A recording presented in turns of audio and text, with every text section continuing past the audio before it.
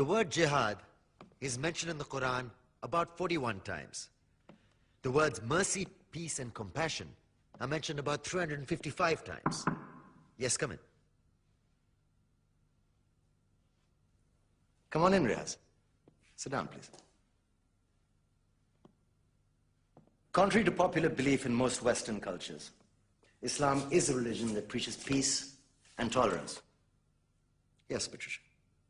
If Islam truly is a religion that preaches peace, then how come the world's most troubled spots, the West Bank, Afghanistan, Pakistan, Iraq, they're all plagued with Islamic terrorism? Well, that depends on your definition of terrorism. Some might argue that the U.S. invasions of countries like Iraq and Afghanistan are also acts of terrorism. Those were acts of war to get rid of despotic regimes. Or a means of getting at a country's oil.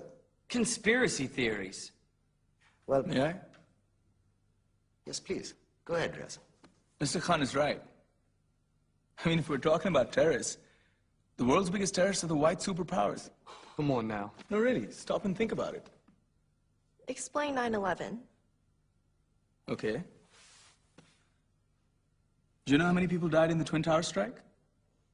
Around 3,000. And do you have any idea how many people died in the bombing of Afghanistan?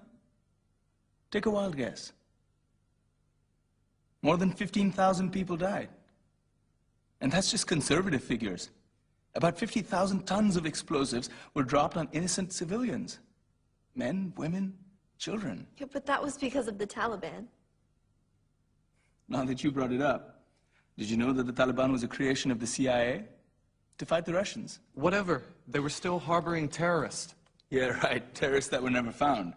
Just like the weapons of mass destruction that were never found in Iraq. Do you want to get into the death toll in Iraq? 500,000 civilians and counting. And what do Britain and America say when they don't find these weapons? It's simple. They just say sorry. And still refuse to relinquish control of these countries. What are you trying to say? What I'm trying to say is that just because you're American, wear a fancy suit, and call yourself the president, doesn't make you any less of a terrorist. I'm saying that if you don't stop meddling in other people's countries, you will face a backlash. If Muslims like you feel that way, then why don't you get out of our country?